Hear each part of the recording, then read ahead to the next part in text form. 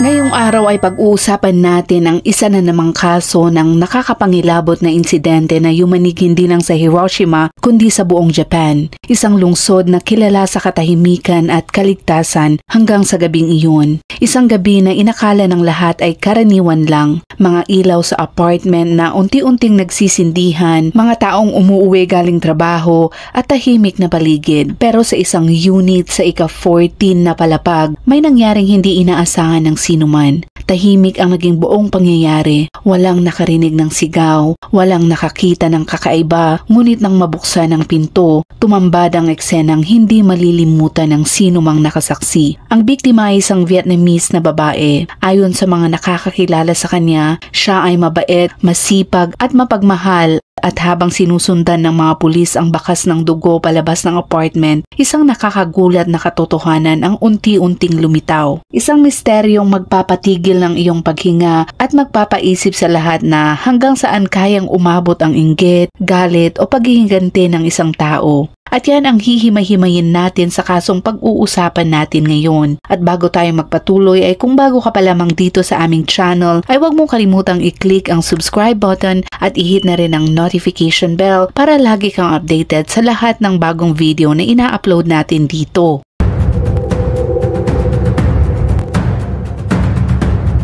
Krimen X-Files.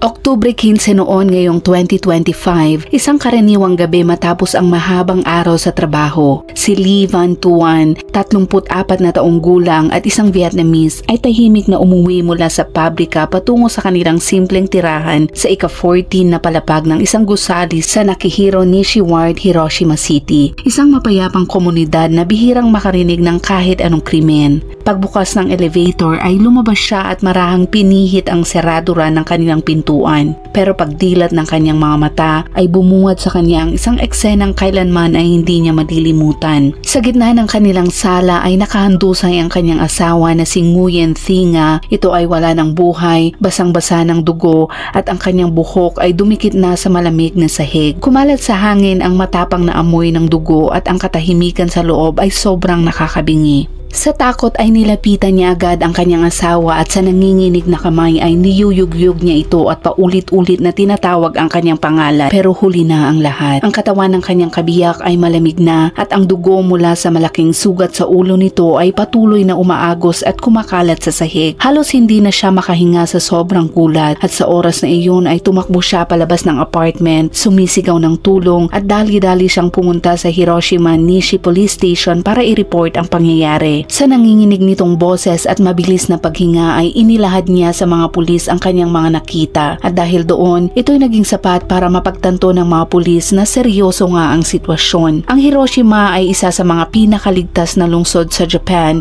at bihira ang mga marahas na krimen dito. Pero sa mga mata ng lalaking iyon na puno ng takot at pagkabigla, alam nilang hindi ito isang simpleng aksidente lamang. Ito ay isang malubhang kaso ng pagpatay. Agad na rumisponde ang mga pulis at mga medical personnel sa bahay ni Levan. Sa gitna ng sala, nakita nilang nakahiga ang bangkay ng babaeng Vietnamese. Nakatihiya ito at ang mahabang buhok ay lumubog na sa pulang likido. Maputla na ang kanyang mukha at ang kanyang mga mata ay bahagyang bukas. Nakakalat ang dugo sa mga dingding, sa mga paa ng upuan at may namumuong malaking lawang pula sa ilalim ng ulo ng biktima. Malinaw na sobrang dami na ng dugo ang nawala sa kanya at maaaring ito na ang tuluyang kumitil sa kanyang buhay. Ang dating maayos na apartment ngayon parang dinaanan ng bagyo. Nakatumba ang mga mesa at upuan, may mga basong basag, nakakalat ang mga gamit, bukas ang mga drawer at nagkalat ang mga damit. Pati ang kanilang sofa ay kapansin-pansing wasak na at tinatakpan lang ng kumot at unan na may bakas ng dugo. Lahat ng iyon ay ebidensya ng isang matinding pakikipaglaban bago tuluyang mawala ng malay ang biktima. Pero ang tunay na nagpadala ng kilabot sa mga investigador ay isang tila maliit na detalye. Ito'y mga bakas ng dugong paa na paikot-ikot sa sahig. Nagsimula ito mula sa kinaroroonan ng bangkay at tuloy-tuloy na nag-iwan ng malinaw na bakas patungo sa pintuan. Ang bawat yapak ay magkaiba, ang ilan ay malinaw, ang iba naman ay parang pinahid lang. Napansin din ng investigation team na basag ang security camera na nakapwesto mismo sa labas ng pintuan ng bahay ng biktima. Wasak ang lente, punit ang kable at malinaw na sinadya itong sirain. Ibig sabihin, handa na ang salarin bago pa man ito kumilos. Alam niya kung saan nakapwesto ang camera at sinigurong walang makukuhang larawan ng kanyang mukha o galaw. Sa isip-isip naman ng mga pulis ay nagtataka sila kung paano nakapasok ang isang estranghero sa isang gusaling mahigpit ang seguridad nang hindi man lang napapansin ng mga security guards. Pero dinaglaon ay napagtanto nilang planado ang lahat. Alam ng salarin kung saan ang mga kamera, kung kailan mag-isa ang biktima sa bahay at kung kailan ito pinakaligtas na umatake. Pero kasabay nito, isang mas malalim na pangamba ang nabuo sa isip ng mga pulis. Kung ito ay targeted attack, ibig sabihin may personal na galit ang salarin sa biktima at mas madali itong matrace. Pero kung ito naman ay random robbery, ibig sabihin may isang taong handang umatake ng kahit sino sa loob ng mapayapang komunidad na ito. Ilang oras lang matapos ang insidente, nagulo ang dating tahimik na kapaligiran ng gusali. Naguluhan at natakot ang mga residente at halos walang naglalakas loob na lumabas sa kanilang mga bahay. Sa oras na iyon ay agad nilagyan ng police line ang buong gusali. Isinara ang lahat ng daanan, nilagyan ng harang at sinelyuhan ang lugar ng krimen. Kasunod nito, pumasok ang forensic team at mga medical examiner upang mabilisang siyasatin ang katawan ng biktima para malaman ang eksaktong kalagayan at dahilan ng kanyang pagkamatay. Kinumpirma naman ng mga medical personnel na patay na ang biktima bago pa siya matagpuan. Nang siyasatin ng mga forensic expert ang bahagi ng kanyang ulo, agad nilang nakita ang isang malalim na sugat na humigit kumulang 2 pulgada ang haba. Nitong isang matalim at malinis na hiwa na tumatagos sa anit. Habang marahan nilang pinapihit ang katawan, napansin nila ang maraming pasa sa mga braso at balikat ng biktima. Ang hugis ng mga pasa ay malinaw na palatandaan ng pagkakahigpit ng pagkakahawak o matinding hampas. Malakas ang posibilidad na lumaban ito ng matindi at pilit na kumakawala habang pinipigilan ang salarin gamit ang sarili nitong lakas. Sa patuloy na pagsusuri, napansin ng mga pulis ang mga daliri ng biktima. Ito ay mukhang basag na at may mga gasgas ang mga kuko. Sa ilalim naman nito ay may nakita silang maliliit na piraso ng balat at buhok. Malinaw na sa huling sandali ng kanyang buhay, kumapit siya, kinalmot ang salarin at hindi sinasadyang naiwan ang DNA ng salarin sa ilalim ng kanyang mga kuko. Nang halughugin ng mga investigador ang bawat sulok ng silid, pagtanto nilang walang natirang anumang sandata roon. Sinuri nila ang kama, mga cabinet, ilalim ng mesa, kusina, pati balkonahe pero wala silang nahanap. Ibig sabihin, dala ng salarin ang ginamit na sandata o posibleng gumamit siya ng bagay na nasa bahay gaya ng kutsilyo sa kusina, metal rod o anumang matigas na bagay at isinama rin niya ito nang umalis para maitago ang ebidensya. Ang ganitong paraan ng pagkilos ay palatandaan ng maingat na pagpaplano. Hindi lang ito marahas kundi matalino sa pagtatago ng mga bakas. Sa ilalim naman ng mesa sa sala malapit sa katawan ng biktima, natagpuan nila ang cellphone nito. Mapapansing basag na ang screen, gasgas ang frame na tila tinamaan o naapakan ng malakas habang nagpupumiglas siya. Maaaring sinubukan niyang tumawag ng tulong pero hindi na siya umabot para pindutin ang numero bago siya inatake. Isa sa mga tsinelas ng biktima ay natagpuan sa malayong sulok ng kwarto, habang ang isa ay nasa tabi ng pintuan na nakatihaya sa sahig. Marahil ay papunta siya para buksan ang pinto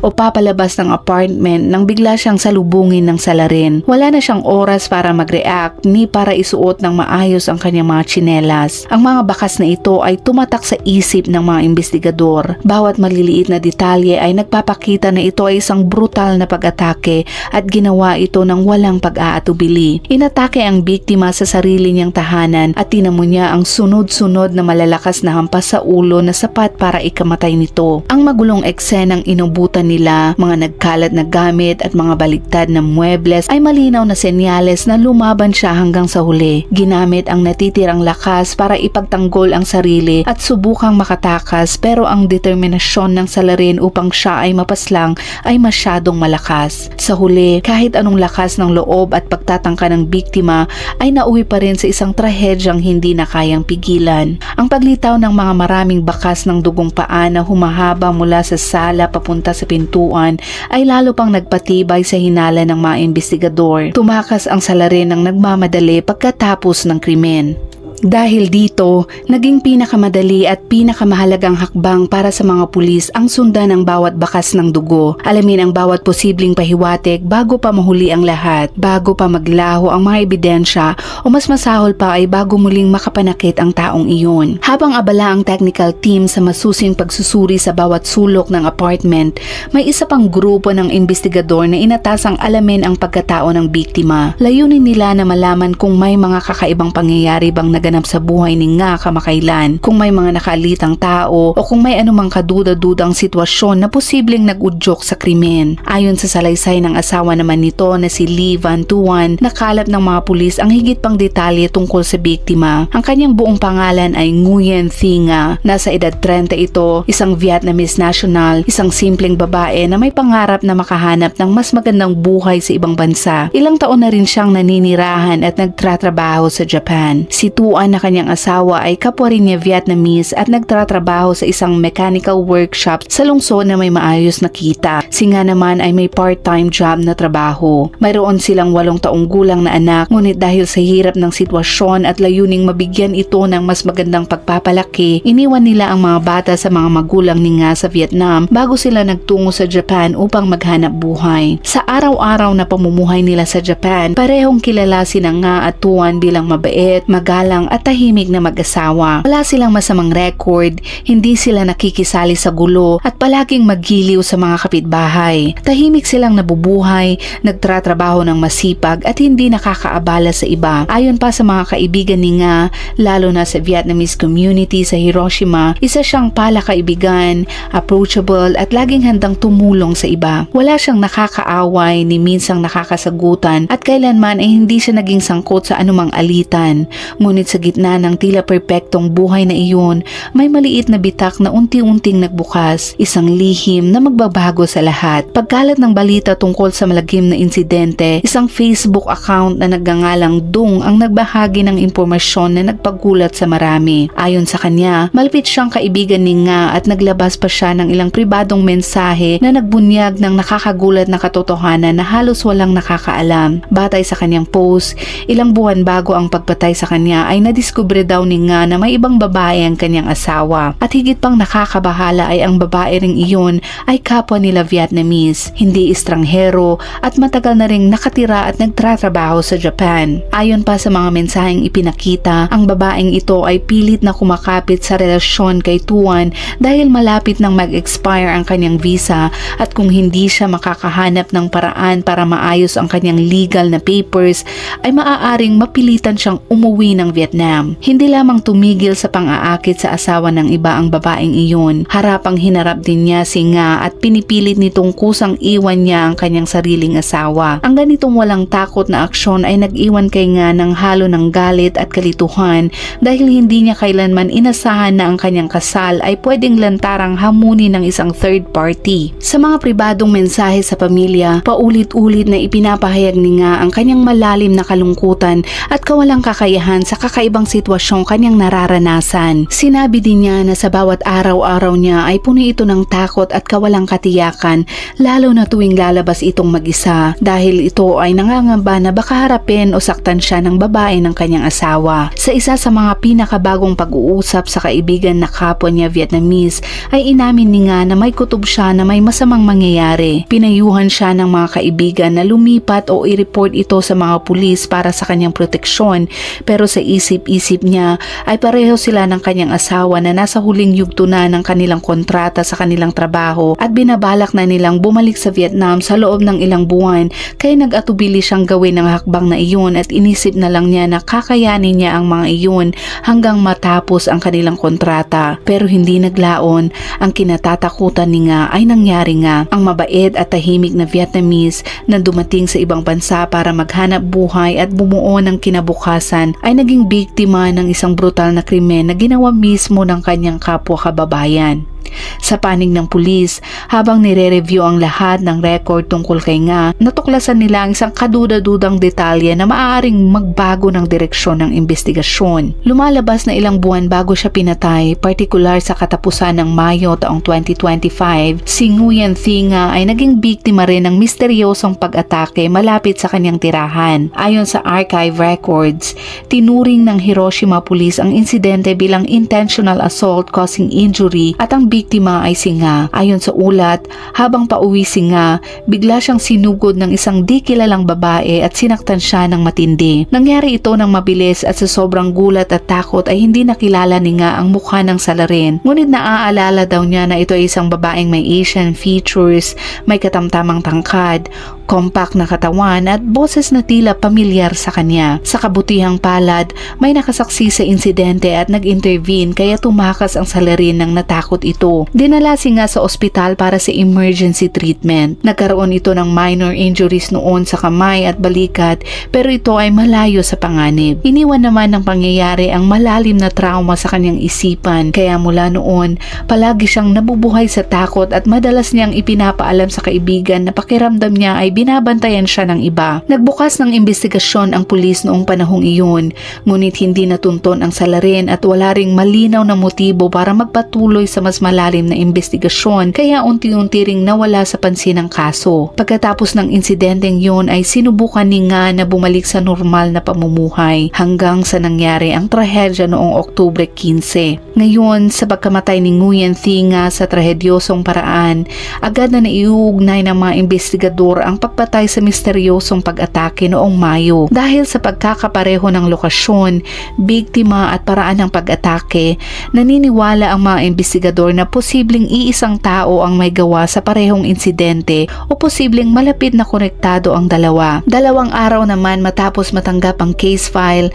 nagtatag ang Hiroshima Police Department ng isang special investigation team na binubuo ng halos 70 elite investigators bilang patunay sa tindi at espesyal na atensyon ng mga otoridad sa kaso na ito. Si Mr. Wakabayashi, Chief ng Criminal Investigation Division mismo ang namahala sa buong proseso ng paglutas ng kaso na nagpapakita na itinuturing ng lokal na otoridad ang kasong ito bilang seryoso at sensitibo na maaaring makaapekto sa imahe ng kaligtasan sa buong lungsod ng Hiroshima. Ang agad na layunin ng investigation team ay mapaliit agad ang listahan ng mga sospek base sa lahat ng bakas na nakalap sa crime scene. Sa isip ng mga investigador ay bawat oras na lumilipas ay pagkakataon para sa salarin na makatakas o magtapon ng ebidensya, kaya naman pinalakas nila ang investigasyon maghapon at magdamag at mas naging determinado silang matunton ang killer bago pa makapagsagawa ito ng ibang krimen. Pagkatatag ng Special Investigation Team, agad nilang sinimulan ang unang hakbang, masusing pagsusuri sa crime scene kung saan naniniwala silang nandyan ang pinaka-importanteng bakas para matunton ang salarin. Bawat bakas ng dugong paa sa sahig ay maingat na sinusukat, ganun din ang direksyon ng bawat hakbang. Bawat maliliit na detalye ay tinala at kinuhanan ng litrato ng detalyado. Matapos ang maraming oras ng paghambing at pagsusuri, nagbigay ang forensic experts ng preliminary assessment. Lumabas na ang mga yapak sa scene ay nagmula sa isang babae na hindi mabigat ang katawan dahil hindi malalim ang imprint sa sahig. Ang mga hakbang niya ay maikli, mabilis at bahagyang hindi pantay ang ritmo na nagpapakita ng madalian o matinding takot pagkatapos gawin ang krimen. Ang bakas naman ng dugo mula sa pangunahing pintuan hanggang sa kusina ay nagpapahiwatig na nagsimula ang pag-atake noong binuksan ng biktima ang pinto at pagkatapos ay maaaring itinulak o sinubukang tumakbo patungo sa kusina para makatakas. Ang mga dugo naman sa sahig mula sa entrance ay malinaw na senyales ng labanan sa pagitan ng biktima at salarin. Sa mas masusing pagsusuri ng mga bakas na pagtanto ng investigador na dito nagsimula ang buong pangyayari. Ipinapakita ng datos na hinarap mismo ng biktima ang salarin sa pintuan at hindi basta inatake ng tago o estranghero mula sa loob. Ibig sabihin, posibleng naghihintay ang salarin sa labas, nagmamasid at nag-aantay ng tamang pagkakataon para umatake. Lalong naging makatwiran ang hypothesis ng kumpirmahin ng pulis na walang ground floor lock system ang apartment building, kaya kaya kahit sino ay pwedeng umakyat sa upper floors ng walang resident card. Ibig sabihin, posibleng umakyat ang killer sa ika-14 na palapag at nag-ambush mismo sa harap ng apartment at naghihintay sa pagkakataon na bumalik o lumabas ang biktima. Ang magulong eksena naman sa loob ng apartment ay masusing inalam din ng mga investigador. Mga cabinet na nakabukas, damit at papel na nakakalat at iba pang gamit na nakabaliktad at posibleng naghahanap ang salarin ng partikular na bagay tulad ng pera, ginto o mahahalagang mga bagay. Kasunod nito, nakipag-coordinate ang pulis sa asawa ng biktima upang suriin ang lahat ng ari-arian sa bahay. Layuning matukoy kung may nawala o ninakaw sa insidente, ngunit ang sabi ni Mr. Tuan ay simple lang ang kanilang pamumuhay mag-asawa at halos walang malaking halaga ng pera o mahalagang bagay sa kanilang bahay. Mula dito, napagpasyahan ng mga investigador na ang gulo sa loob ng apartment ay maaaring hindi lamang para sa pagnanakaw, kundi palatandaan rin ng takot at panik ng salarin pagkatapos gumawa ng krimen. Kasabay ng pagsusuri sa crime scene, agad ding kinolekta ang mga pahayag mula sa mga nakasaksi sa parehong building at umaasang makakahanap ng detalyeng makakatulong tukuyin ang oras ng krimen. Ilang mga kapitbahay din malapit sa apartment ng biktima ang nagbigay ng napakahalagang impormasyon. Ayon sa kanila ay noong umaga ng Oktubre 15, narinig daw nila ang sigaw na umaalingaw-ngaw mula sa apartment ng mag-asawa. Maikli lang ang tunog pero malinaw na napansin ng ilan sa hallway. Dahil maaga pa at panandalian lang ang sigaw, wala nang nag-atubiling puntahan iyon at walang nakakita sa anumang kaguluhan, pero isang matandang lalaki daw na nakatira sa palapag sa ibaba ng apartment ang nakakatanda ng isa pang detalye. Bandang tanghali daw ng parehong araw, narinig daw niya ang malakas na ingay mula sa kisame na tila tunog ng mabigat na bagay na nahulog o natumba. Akala niya noon ay naglilinis lang daw ang kanyang mga kapitbahay kaya hindi na niya yon pinansin. Ang resulta naman ng autopsy ay nagbigay ng mga pangunahing konklusyon. Ito ay nagpapakita na nakakakilabot ang huling sandali ng biktima. Ayon sa forensic report, ang sanhi ng kanyang kamatayan ay shock, matinding pagkalagas, matinding pagkawala ng dugo at malubhang traumatic brain injury. Sa ulo ng biktima, napansin ng eksperto ang 5 hanggang 6 na sunod-sunod na malalakas na sugat na pawang resulta ng direct impact gamit ang matigas na bagay na may matalim na gilid na nagdulot ng malalim at malawak na pinsala dito. Ipinapakita nito na hindi lang nag-atake ang salarin sa panik, kundi may sobrang lakas, tiyak at may layuning patayin nga ang biktima. Bukod dito, makikita sa braso, balikat at dibdib ng biktima ang maraming pasa sa balat at may mga marka din ng matinding paghigpit o paghampas. Maging ang mga gasgas sa kanyang mga kuko ay nagpapakita na pilit siyang kumapit o lumaban hanggang sa huling sandali. Ayon sa oras ng kanyang pagkamatay, nangyari ang trahedya bandang tanghali ng Oktubre 15, ilang oras lamang bago bumalik ang kanyang asawa. Ibig sabihin, pagkawala ni Mr. Tuan sa kanilang bahay para sa trabaho, ay doon na umatake ang killer. Isa pang mahalagang hakbang ng investigation team ay pagsusuri ng security camera system sa paligid. Sa kabutihang palad, ang main entrance ng apartment building, elevator area, pati na rin ang mga kalapit na kalye at iskinita ay mayroong maraming surveillance cameras. Ang mga ito ay ininstall ng building management pati na rin ng mga tindahan at kainan sa paligid kaya't nabuo ang isang relatibong malawak na surveillance network. Sa gabi ng Oktubre 15 at nagpapatuloy hanggang madaling araw ng Oktubre 16, walang tigil ang technical team ng pulis sa pagkuha at pag-backup ng oras-oras na footage mula sa bawat camera na may anggulong nakaharap sa apartment building o kaya makaka-record ng mga taong pumapasok at lumalabas sa lugar. Layunin nito na masubaybayan ang galaw ng biktima sa kanyang huling oras at makita kung may anumang kahina-hinalang tao na lumapit sa apartment at sa oras ng pagpatay. Ang kanilang masusing pagsisikap ay nagbunga rin. Habang maingat na nire-review ang mga video clips, natuklasan ng mga investigador na noong umaga ng Oktubre 15, si Nga ay lumabas ng apartment at lumabas ng building nang hindi bababa sa isang beses. Posibleng para mamili o pumasok sa trabaho gaya ng karaniwan. Kaya tiniyak ng mga investigador na bago magtanghali ng araw na iyon, buhay at maayos pa siya at patuloy sa kanyang pang-araw-araw na gawain. May isa pang mahalagang kahulugan ang pagtuklas na ito. Ipinapakita nito na ang mga sigaw at tawag ng tulong na narinig ng ilang kapitbahay noong umaga ay hindi mula sa trahedya ni Nga, kundi posibleng mula sa ibang apartment o labas din ng building. Kaya base sa nakalap na ebidensya, ang pinakamataas na posibilidad ay napatay si Nga bandang tanghali o hapon ng Oktubre 15. Sa pagsubaybay sa salarin, mahusay na ni-review ng Hiroshima Police ang oras-oras na footage mula sa buong camera system ng apartment complex. Sinusuri ang bawat frame mula 8 hanggang 9 ng umaga hanggang 6:30 ng hapon, oras nang bumalik ang asawa at madiskubre ang kanyang katawan. Wala naman sa security camera sa main entrance ng building ay natuklasan ang isang kahina-hinalang tao bandang tanghali ng Oktubre 15. Ito ang eksaktong oras na tumutugma sa tinatayang oras ng kamatayan ni Nga. Ipinakita sa footage ang isang babae na naka-dark jacket, may maskara sa mukha at baseball cap na halos nakalapat sa kilay. Siya rin ay may katamtamang tangkad, mabilis ang lakad at halatang tila tensyonado. Palagi ding nakababa ang kanyang ulo at halatang iniiwasang tumingin diretso sa CCTVs. Ang kilos niya ay mabilis, alerto, pero pilit na kalmado na agad namang nakakuha ng pansin ng mga investigador. Halos isang oras ang lumipas, parehong kamera ang nakarecord sa babae na lumalabas sa building, dala ang isang maliit na handbag na ibang-iba sa hawak nito noong pumasok siya. Bagaman hindi malinaw ang mukha para makilala, kitang-kita ang mahaba at itim nitong buhok na maayos na nakalikod sa kanyang leeg at ang espesyal na anyo ng isang Asian na babae. Sa tulong ng maingat na koleksyon ng datos at ebidensya, unti-unting na-sketch ng Hiroshima Police ang overall portrait ng suspect. Batay sa synthesis ng mga bakas mula sa crime scene, security camera images at malalim na technical analysis, nagbigay sila ng unang assessment sa katangian ng salarin. Pinakamalamang,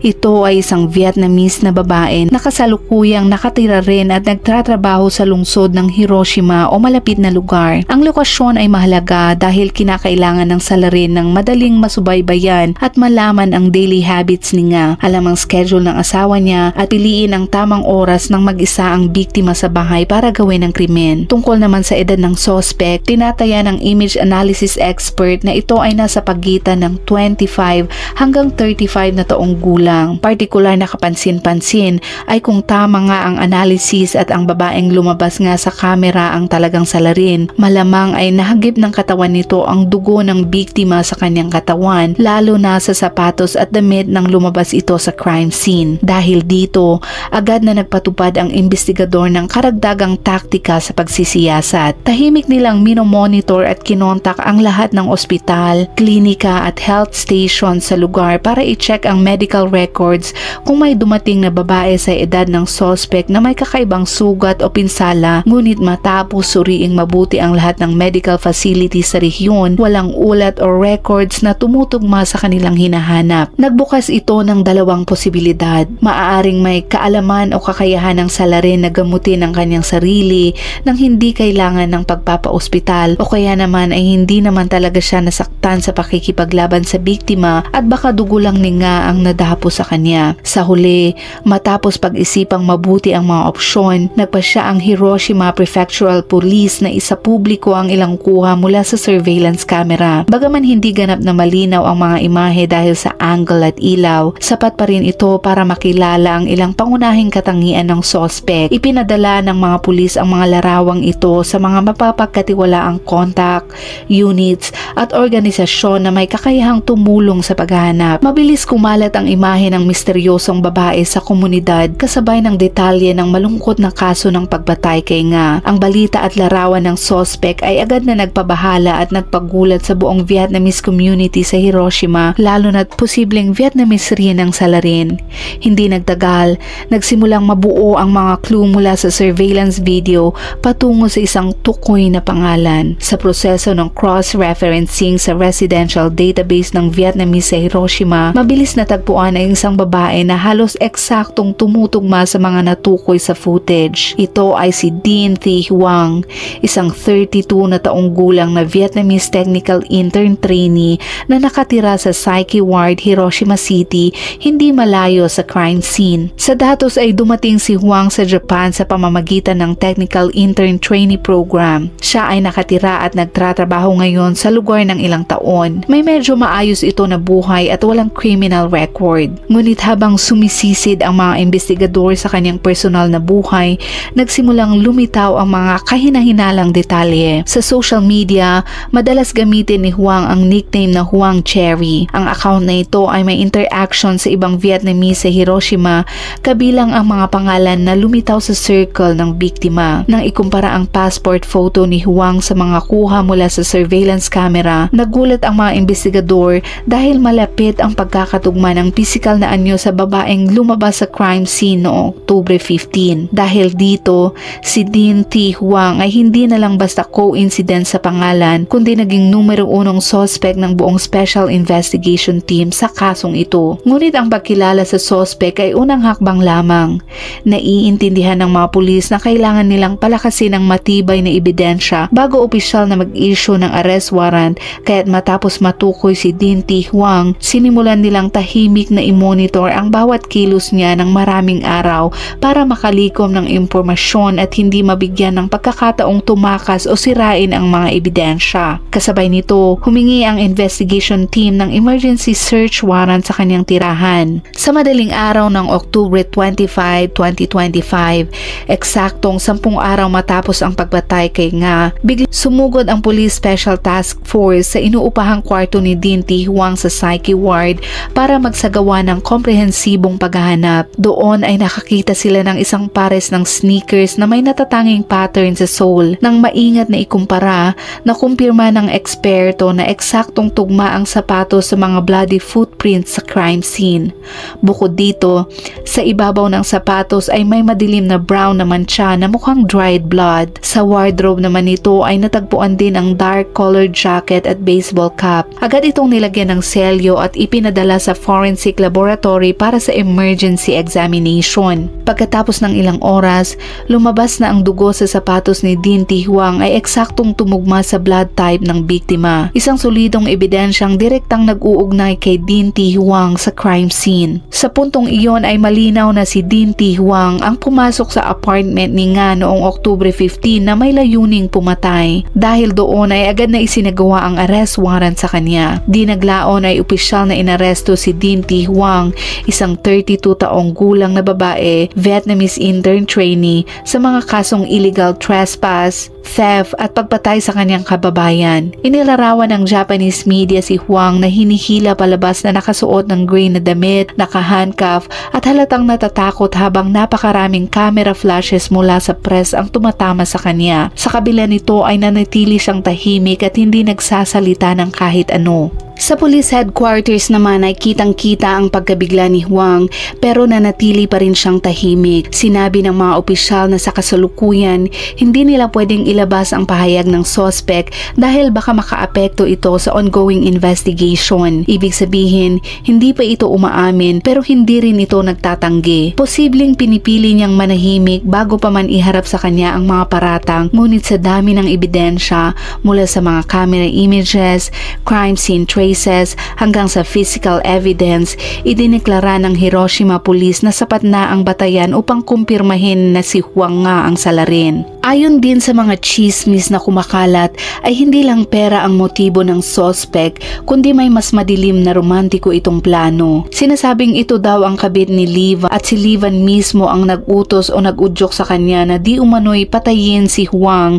para maipagpatuloy nila ang kanilang relasyon. Mabilis din nilang ikinonekta ito sa post noon ng kaibigan ni Nga na may kabit nga ang kanyang asawa. Ang nakakabiglang paratang na ito ay agad na nagbago sa mga papel ng mga tauhan sa kaso. Si Livan Tuan ay hindi na lang ang naluluhang asawa na nakadiskubre sa trahedya ng kanyang asawa, kundi isang tao na nasa likod ng malamig, walang pakundangan at malupit na pagpatay sa kanyang mismong asawa. Ang kanyang solidong alibay noong oras ng krimen ay naging maskara lamang para mailayo siya sa hinala at kontrol, pero hanggang sa ngayon, ang lahat ng impormasyong ito ay hindi pa opisyal na kinukumpirma ng mga Japanese investigative authorities o ng mga kompetenteng otoridad. otoridad. Sa kasalukuyan ay patuloy ang masusing investigasyon ng Japanese police sa kasong ito at lahat ay nananatiling misteryo pa rin. Patuloy naman naming babantayan at i-update kayo sa pinakabagong kaganapan ng kasong ito sa oras na may lumabas na opisyal na impormasyon. At dyan nagtatapos ang kasong tinalakay natin ngayon. Isang kaso ng misteryosong posibleng pagtataksil, pagtatago ng isang krimeng nagtatago sa isang mapanlinlang na anyo. At gaya ng dati ay kung umabot ka sa dulo ng videong ito ay i-comment mo naman ang iyong saloobin tungkol sa kasong tinalakay natin ngayon. Ilagay mo na rin kung anong oras mo ito napanood at saan para naman alam namin kung saan umabot ang videong ito. Hanggang sa muli at palaging mag-iingat.